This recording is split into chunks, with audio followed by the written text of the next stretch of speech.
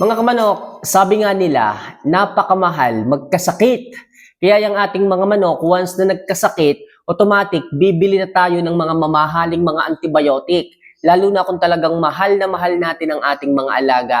Lalo na yung ating mga materialis dyan, na napakamamahal ng bili natin pagdating sa ating mga minamahal na tiniidolong mga breeders, tapos magkakasipon lang.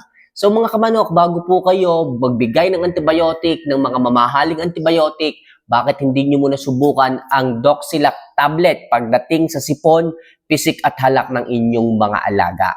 Okay, alam nyo naman mga kamanok na ang sobrang pagbibigay ng antibiotic, yung halos matataas na ang dose is nakakasama rin po sa ating mga alaga. So bago po kayo magbigay ng mga injectable supplements, inyo munang subukan itong Doxilac tablet pagdating sa sipon, pisik at halak.